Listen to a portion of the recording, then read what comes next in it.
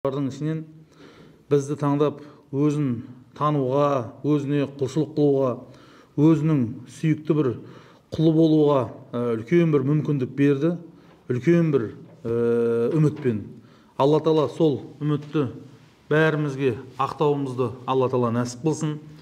Алланың разылығын, Алланың қуанышын алатын, Алланың басқа жаратылыстың алдында біздің аттарымызды атап мақтанатындай дәрежеде ойларымызды, сөздерімізді, амалдарымызды сол Алла Тағаланың жақсы разылығына лайықты болуды баршамызға Алла Тағала нәсіп қылсын. Осы Алланы танудан кейін Алла елшісі сүйікті пайғамбарымыз Мұхаммад Мұстафа саллаллаху алейхи уассаламға Алланың салауаты мен сәлем болсын деп дұғамызды тілейміз иншалла. Енді бауырлар, кешегіде біз жалпы ойын құмарлық, құрметті бауырлар, кешегіде үкімін үйрендіңіздер, үкімі жайында толыққанды мәлімет берілді, арам екендігі, Алланың тарапынан тыйым салған үлкен бір жаңағы істер екендігі барлығымызға белгілі болды. Енді бүгін мен сіздерге жаңағы қолымнан келгенше адам осы ойындарға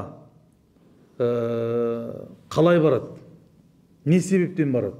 Біздің жиналып отқан жиналысымыз тек бір ғана адам сөйлейді, қалғандары тыңдайды деген нәрсе емес. Әркімнің қандай өзінің көкірегінде сұрақтар пайда болады, соны емін еркін жаңағы бұл жерде имам, бас имам, анау мынау деген әңгіме жоқ. Барлығымызда осы қазақтың жаңағы қазақ жерінде өмір сүріп жатқан адамдар болғандықтан ағалы інілі болып бәріміз еркін түрде әңгімені не істейміз, бастаймыз. Жалпы менің бұл енді жеке өзімнің пікірім, өздеріңіз көріп тұрсыздар, менің алдымда ешқандай бір не жоқ, кезіндегі оқығанымыз бар, көргеніміз бар, сөйлескеніміз бар, білгеніміз бар, сол бойынша қолымыздан келгенше жіктеуге тырысамыз. Бірінші өзімнің жеке бас пікірім, адам баласы бұл Алла Тағаланың тыйым салған нәрселеріне неге не істейді? Мысалы, бұл ойын құмарлық деген, құрметті бауырлар, тек қана ойлап қалмаңыздар, сол жаңағы игровой автоматқа байланысты, болмаса ставкіге байланысты, соның барлығына тек қана ойын құмарлық, қалғандардың бәрі ойын құмарлық емес деп. Ішімдік ішу, ол да ойын құмарлыққа жатады. Ана жерде ішпейсің, ақшаңды саласың, кете бересің, мына жерде ақша саласың, плюс не істейсің? Ішесің. Екеуінің айырмашылығы осы жерде. Үкімі бірдей. Үкімі не? Бірдей. Алып баратын салдары да не? Бірдей. Сол себептен, құрметті қадірлі бауырлар, мен енді өзім жеке басым ойлаймын, жаңа бізге үлкен бір мысал берді. Кеше 19-шы Азия ойындарының ішінен біздің қостанайлық екі бауырымыз 3-ші орын алып келді. Жаңа ғана мен сіздердің алдарыңызға шығарып марапаттадық. Енді мен өз басым ойлаймын, жалпы күші тасып, соншалықты тасиды, қайға жіберетінін білмейді. Содан жаңағы түрлі жаман ойындарға, жаман сусындарға, жаман істерге адам баласын істейді, жібереді. Бүгінгі біздің жұмамыздың ерекшелігі, егер күшің тасып бара жатса, сол тасығаны соншалықты қайға жұмсарыңды білмей жатсаң, міне жаңа бүгінгі біздің екі бауырымыз оған үлкен бір үлгі бола білді деп өзім қабылдаймын. Егер күшіңіз тасып, қайға жіберетінді білмей жатсаңыз, кез келген ислам құптаған, өзіңіздің жүрегіңіз жақын болған спорттың бір несіне қарай не істеңіз да, біздің еліміздің туын көтеруге осы жердегі жігіттердің әрқайсысы мүмкіндігі бар ғой. Дұрыс емес па? Бұл бірінші мәселе. Екінші мәселе, жаңағы адам баласы өзінің адам екендігін ұмытқан уақытта. Адам баласы өзінің адам екендігін ұмытқан уақытта осындай нәрселерге не істейді? Бас ұрады, яғни қателеседі. Сол себептен біз еш уақытта бүкіл жануарлардың барлығынан жоғары екендігіміз. Тағы да тек қана жануар деп айтпай қойын. Барша жаратылыстың сұлтаны ол кім? Ол адам. Ол біз. Алла ол үлкен бір мүмкіндікті бізге берді. Біз Сол үшін құрметті қадірлі бауырлар, көшеде жүрген уақытта, сабақ алып отқан уақытта, осындай мәдени бір ошақтарға кірген уақытта, бір жерде жиналған уақытта біз еш уақытта өзіміздің адам екендігімізді не істемеуіміз керек, естен шығармауымыз керек. Естен шығардық, ол жерге шайтан араласады. Шайтан араласқан жерлердің барлығында не болады? Адам баласы әрдайым жеңіл, ұтпайды ол. Әрдайым жеңілісте болады. Сол себептен ең бірінші айтылатын нәрсе, бұл жаман нәрселерге бейім болудың ең бір нәрсе, жаңа біріншісін айтып өттік, адамда сондай бір күш бар, қайға жұмсарын білмейді. Екі жол бар, біреу жақсы жолға жұмсау, жаңа ғана мысал беріп кеттік. Екіншісі жаман жолға жұмсау. Бірінші дәрежесі осы. Екінші дәрежесі адам өзінің адам екендігін ұмытқан уақытта. Сол уақытта осындай дұрыс емес нәрселерге адам баласын істейді, бас ұрады. Үшінші мәселе, құрметті қадірлі бауырлар, жалқаулық басқан уақытта. Жалқаулық басқан уақытта. Мына кешегіде біз сіздердің алдарыңызға шыққан уақытта Зәлим ағаларыңыз екеуміз бірден шыға салады деп ойламаңыздар. Біз 2-3 күн бұрын біз келісеміз, отырамыз, не айтамыз, ақылдасып аламыз, қандай мәселелерді қолданамыз деп. Сонда сол екеуміздің ақылдасып жатқан уақытта мындай бір мысал шықты. Мына балық жақсы көретін кісі жоқ шығар, жақсы көрмейтін кісілер. Бәріміз жақсы көреміз ғой балықты. Сол балыққа барған балық аулаушының қармағына қандай балық ілінеді деп ойлайсыздар? Қайсы балық ілінеді деп ойлайсыз? Сіздерге сұрақ. Бұйырған. Екінші, басқа бір нелеріңіз бар ма? Пікірлеріңіз бар ма басқа? Кім бауырымыздан басқа? Жалпы ортақ сұрақ. Балықшының қармағына қандай балық ілінеді? Осы пікірмен қалдық қой, бұйырған болды, басқа ештеңе жоқ. Мен сіздерге айтайын, жоқ, олай емес. Балықтардың ішіндегі арам тамақтар болады ғой, жаңағы жеңіл, біреудің алдына өтіп кететін жаңағы нелер бар ғой. Лашын деген құс бар. Лашын деген құс бар. Өлексені жейді. Сондай жаңа бір құс бар. Ол құс арам тамақ. Ол аңды ұстау үшін ол әрекет істемейді ол. Қалай ұстасам екен, қалай не істесем екен деп. Біреу ұстайды ғой. Арыстан ұстап қалуы мүмкін, қасқыр ұстап қалуы мүмкін. Сосын аналар талпамен келеді, аң қорқады да қашып кетеді. Қашып кетеді да біреудің ұстаған аңын не істейді ол? Оңай олжаға жаңағы үйреніп қалған әбден. Сол жаңағы біреудің ұстаған несін келеді де өзі не істей береді, өзі жеп қояды. Сол себептен балықшының қармағына бұйырған балық емес, балықтардың ішінде оңай олжаға әбден тап болып үйреніп қалған балық, және де жалқау балықтар ғана не істейді? Ілінеді. Қалған балық ілінбейді. Қалған балық оған не істемейді? Ілінбейді. Тура сол секілді. Жаңағы адамға сырт көзден қарасаң ештеңе жоқ. Мына футболист пен анау футболист, дұрыс па? Мына екі футболист. Екеуі ойнап жатыр. Мына мен ойнап жатқан жоқпын. Бірақ екеуінің біреуіне не істеймін? Ставканы тігіп жіберемін. Мына бейшаралар терлеп өліп жатыр. Мен терлемей, спокойно мына жақта шайымды ішіп отырып, қолымда телефон, сондай бір жаңағы ешкімге пайдасы жоқ бір нәрсені отырамыз да, мына жерде мына екеуі терлеп өліп ойнап жатыр. Осы екеуінің арқасында мен не істеп отырмын? Ақша тауып отырмын. Ақша тауып отырмын. Ол не болып көрінуі мүмкін? Оп-оңай болып көрінуі мүмкін. Жаңағы діни бір жаңағы несі жоқ, үлкен бір күнәсі бар бір амал болып көрінуі мүмкін. Бірақ бұл әдетке айналғаннан кейін не істейсің? Бұл жерде екі нәрсе бар. Бірінші нәрсе риск бар. Тәуекел. Жалпы тәуекел дінімізде тыйым салынбаған. Валлаху юхиббул мутаваккилин. Алла субханаху ва тағала тәуекел етуші кісілерді не істейді дейді? Жақсы көреді дейді. Бірақ бұл жалпылама адамдарға айтылған нәрсе емес бұл. Кімдерге айтылған нәрсе? Ол кәдімгі өзі еңбегімен, маңдай терімен әптен жұмысының барлығын жасап келіп, бүкіл нәтижесін Аллаға тапсырған кісілерге мутаваккил деп не істейміз? Сол кісілерге мутаваккил деп айтамыз. Тәуекелшіл адамдар деп. Ал мына жерде ондай нәрсе жоқ. Біріншіден сенің салған ақшаң, салған қаражатың қайтпауы мүмкін.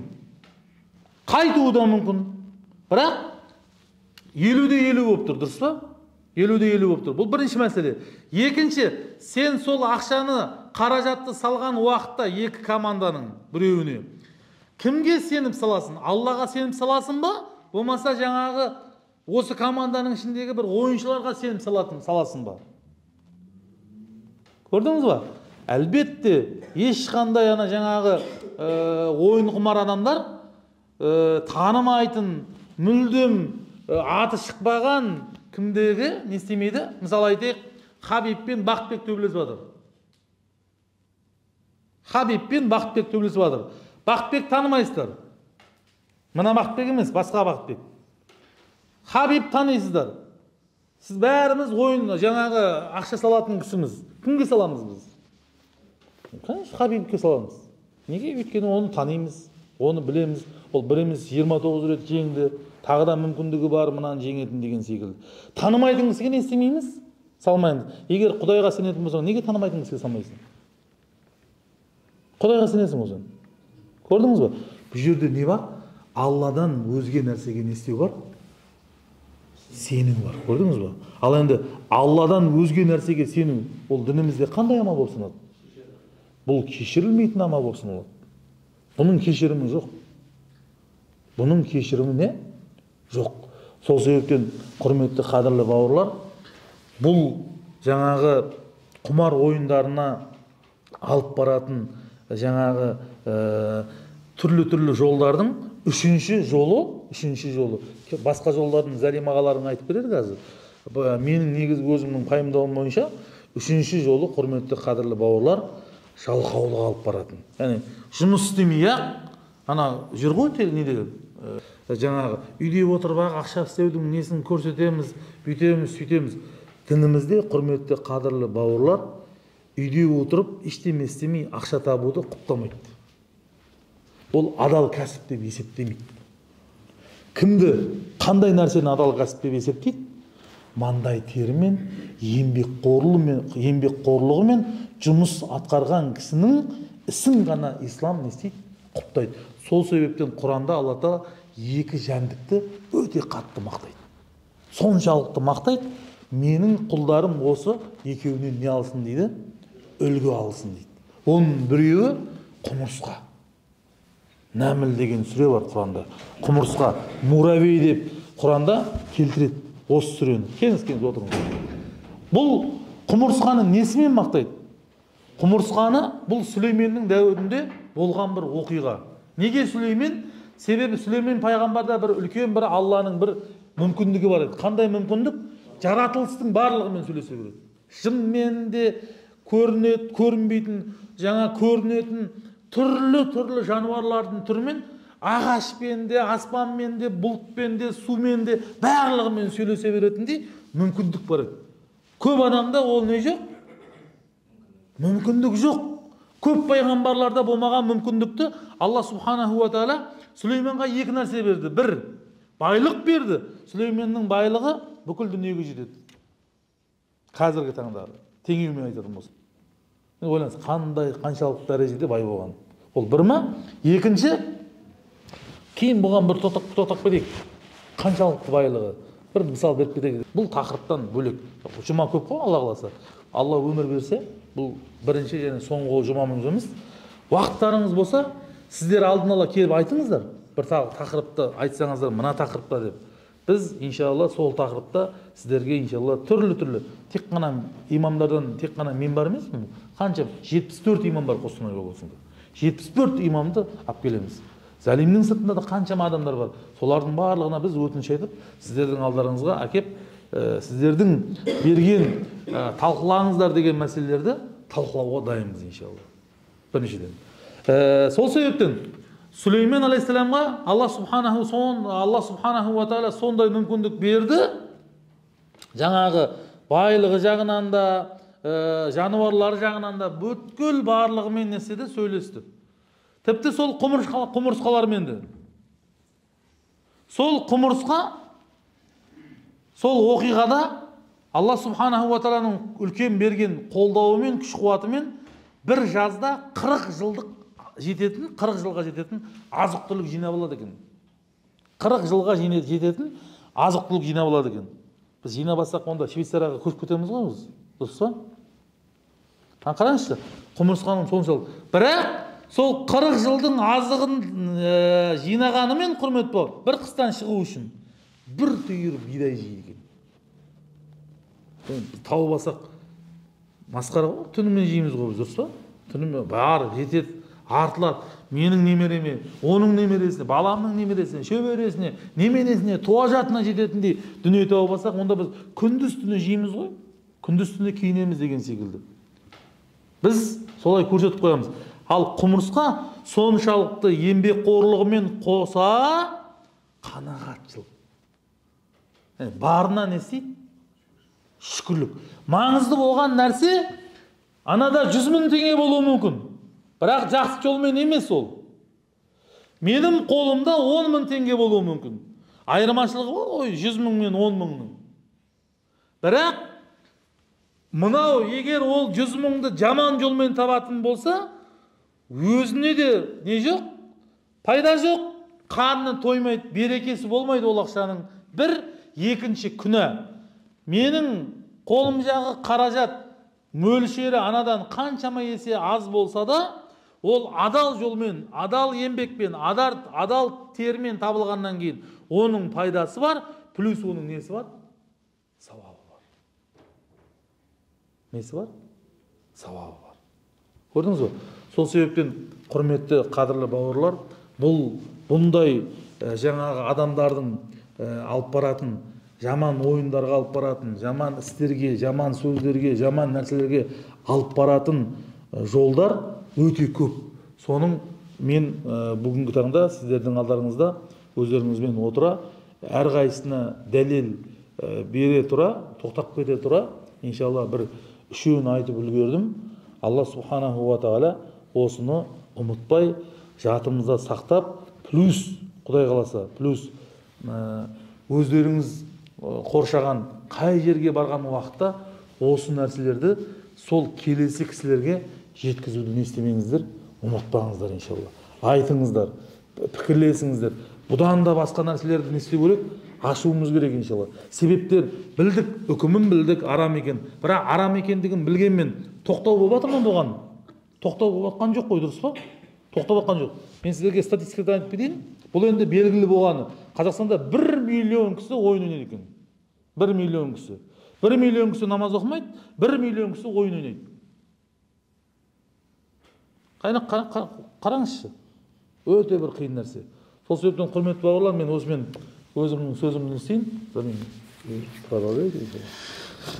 Ассаламу алейкум, уважаемые братья мусульмане. Сегодня мы здесь собрались для того, чтобы рассказать вам о такой проблеме, которая сегодня существует в республике, существует среди нас, но и рассказать вам, от чего это все происходит и почему это происходит. Вот правильно сказал главный имам, что наряду с игроманией, лудоманией становится сегодня и алкоголизм, и наркомания, и распространение наркотиков. То есть это один ряд всей этой патологии, то есть это болезнь, которую сегодня заболевают многие наши и граждане, многие ребята, посредством чего портят свою жизнь. Поэтому вот сегодня хотелось бы немного вам рассказать, в чем эта разница и к чему это все приводит. Дело в том, что почему это все взаимосвязано между собой, как алкоголизм, наркомания, игромания, лудомания и прочие все пагубные вещи, тем, что одно взаимосвязано с другим. Каким это образом? К примеру, допустим, есть молодой человек, который употребляет алкоголь. Употребляя алкоголь, он затупляет свои когнитивные мысли, свой организм, посредством чего у него возникает некая такая вот, скажем, такая вот некая зависимость, что он сегодня что-то сможет. То есть появляется смелость. Да, и посредством этим человек начинает совершать какие-то определенные ошибки посредством алкоголя. Соответственно, посредством наркомании такие же процессы и происходят. Что человеку не хватает денег, он начинает искать способы зарабатывания этих денег и начинает использовать самые доступные, легкие способы стать богатым.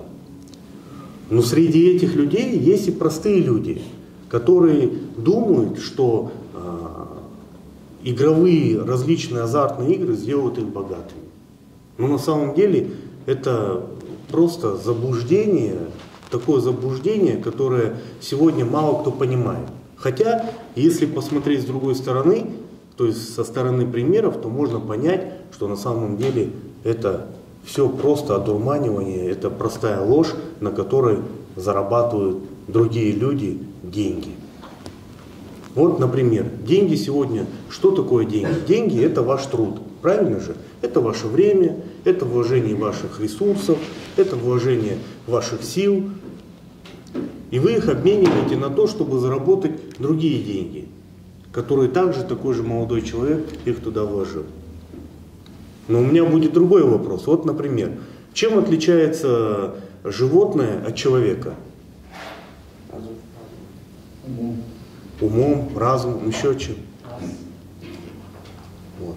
Ну, то есть есть много качеств отличения животного от человека. Вот, к примеру, взять собаку, да, и человека. Ну, они отличаются набором культуры.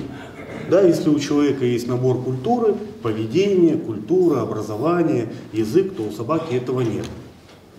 Теперь такой пример. Если вы видите собаку, которая, скажем, сегодня бездомно бегает по улице, если вы ее к себе позовете, она к вам подойдет? Нет.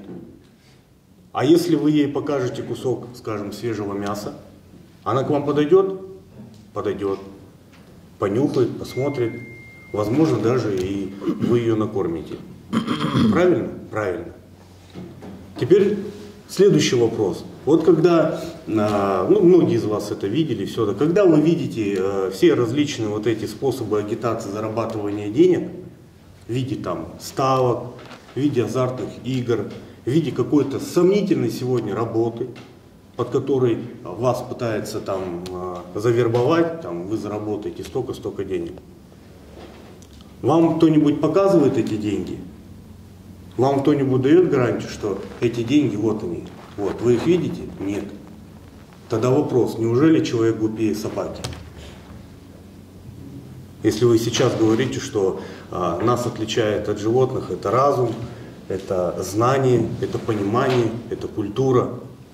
Но сегодня многие, как сказал мама, я чуть-чуть статистику другую знаю, 2 миллиона человек сегодня играют и проигрывают в азартные игры. 2 миллиона человек. И это все молодые люди, это молодые ребята, которые вот ничем не отличаются от нас. Так вот вопрос, каждый должен из нас себе задать этот вопрос. Неужели мы глупее вот этой бродячей собаки, которая просто не подходит никакому человеку, не убедившись в том, что это действительно ему не даст то, что у него есть в руках. А человек сегодня, просто вот молодой человек, не видя этого всего, видя простую рекламу, не чувствуя, не трогая, совершает, скажем, против себя такое преступление. Ведь когда мы идем на работу, устраиваемся на работу, то есть мы видим живого директора, правильно же? Видим свою работу, что мы будем выполнять, нам объясняют, какая у нас будет зарплата. То есть здесь-то все понятно. Но здесь я, вот, допустим, не могу понять, когда все говорят, что мы образованы, мы понимаем, но почему-то разницы я, вот, допустим, не вижу. Вот между тем, что вот вы когда-нибудь видели, чтобы та же самая собака употребляла алкоголь? Ну, понятно, она не может его купить, но вы попробуйте просто налейте там стакан пива, она будет его употреблять? Нет. Водку не будет употреблять. Сигареты не будет курить. Почему? Вопрос. Неужели она все-таки умнее, чем человек? Вот понимаете, в чем разница? Разница в том, что не в наборе ваших знаний, не в наборе того, что вы знаете, что это плохо или хорошо. Понимаете? А в том, что вы хотите ли это делать и для чего. 3 вопроса должны всегда у вас быть. Для чего, зачем и почему. И когда вы на них будете отвечать, соответственно, вы просто не будете притрагиваться тому, к чему сегодня бессознательно мы все тянемся. Это пусть будет алкоголь, это пусть азартные игры, допустим, там просто игромания сегодня это тоже большая проблема среди детей и даже среди взрослых.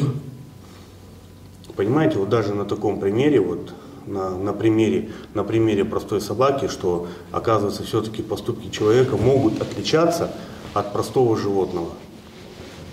Вот то, что я привожу, этот пример, это пример не для того, чтобы вы его запомнили, а для того, чтобы вы завтра, когда вдруг вы столкнетесь, скажем, с такой вот аферистической предложением таким, как вот сыграть, поставить, вы должны понимать, что неужели я глупее животного, не видя этого всего, не понимая, что я сегодня заработаю, не заработаю, буду применять то, чего я не знаю. Ведь каждый из вас, когда приходит в магазин, допустим, покупает воду, он же смотрит на бутылку этой воды, что это вода. Но когда вот совершает такие вот поступки, допустим, для меня это непонятно. Хотя я, может быть, отличаюсь уровнем понимания и знанием от вас. То есть вы молодые ребята, сегодня учитесь, познаете многое всего. Поэтому здесь вот каждый должен себе задать этот вопрос. Вот в чем разница тогда? Если мы это понимаем, но мы этого не делаем. В этом и вся и разница. Понимаете? Вот как сегодня вот много используется различных хитрых методов маркетинга для заманивания молодых ребят. Почему мы не говорим молодых девушек? Потому что девушки сегодня, к сожалению, намного сильнее, чем молодые ребята. Сильнее духом своим, сильнее своими убеждениями. Почему? Потому что мы среди, скажем, вот этих вот лудоманов, игроманов не замечаются они, а замечаются именно молодые ребята. Вот. Это тоже как пример каждому из нас, да, что вот все-таки, наверное, не в силе заключается сама сила, а сила в том, что сможешь ты отказаться от этого или не сможешь. Так вот, сегодня очень много существует различных методов, которые пытаются вас соблазнить. То есть методов там математических исчислений, да, то есть предлагает там какую-то формулу, по которой вы сегодня сможете исчислить там выигрыш в азартных играх. Предлагает выпить определенный напиток, и вы станете там сильным. Употребить какой-нибудь там препарат, запрещенный сегодня, не знающий, то есть вы его не знаете, что вы станете там веселее, умнее и так далее. Если вы сыграете, вы станете богаче, потому что вот есть какая-то формула. На самом деле формулы никакой не существует. Математическая формула, там, геометрическая, какой хочешь. Теории вероятности, как правило, в таких, скажем, сегодня, если это можно назвать так, да, то в таких учреждениях, как вот азартные игры, там не существует. То есть, если бы это бы существовало, тогда сегодня бы, наверное, математики всего мира, наверное, были бы самыми богатыми людьми. Учителя математики были бы самыми богатыми людьми. И, может быть, даже мы все бы сегодня бы изучали, наверное, математику, если сегодня было бы это способом для зарабатывания легких денег. Правильно же, да? Я же правильно говорю, вы же понимаете, о чем я говорю. Поэтому с уверенностью могу сказать, что сегодня этого не существует. Что это простой обман. Что просто люди пытаются вас обмануть, создают дополнительные дубликаты этих сайтов. Ну, если это компьютер, да, там, в компьютере, в телефоне. Вот. Создают там различные схемы, обманывают, предлагают. И все, наверное, я не могу сказать к большому сожалению или к большому счастью, что все вот это сомнительное сегодня, весь этот сомнительный заработок вот этих легких денег, он складывается не то что в нарушении закона, а все-таки в криминалистике, да, то есть это все-таки криминал. То есть вот как бы мы ни смотрели, все равно посредством, скажем, разворачивания своих способностей, там, начиная со ставок, с алкоголизма и так далее, все равно это приводит к нарушению закона. Вот это самое страшное. Вот. Поэтому в заключении я бы хотел вам сказать, вот, что сегодня очень есть много способов, через которые мы можем себя занять. Да? Сегодня есть способы, скажем, образования, есть спорт, он сегодня доступен. Сегодня можно заниматься спортом, получать знания, посещать религиозные учреждения, как мечеть, получать здесь знания, приходить советоваться с имамами по каким-то вопросам. Если вдруг у кого-то возникает или у ваших друзей, то есть какие-то проблемы, есть какие-то задачи, может быть, кто-то стесняется это сказать, у кого-то может быть какие-то там, скажем, ну, если то может кто-то угрожает там, и так далее. То есть всегда можно себя занять тем, что ты никогда не попадешь в эту ситуацию. Ну и в конце хотел бы привести, может быть, недословный, но на русском языке аят из Корана, из суры Аль-Бакара, где Всевышний Аллах говорит, что через такое, есть такое млекопитающее, как комар, через такое маленькое млекопитающее, как комар, человек может прийти либо к успеху, либо, скажем, неуспеху. Да? То есть через маленькое, имеется в виду, через маленькое, либо вы можете стать успешным человеком сегодня, да? Либо через такой маленький поступок вы можете остаться вот, скажем, с такой большой проблемой, как сегодня вот многие вот эти ребята, которые попадают в такую ситуацию. Поэтому я бы хотел вам в конце всего пожелать, чтобы вы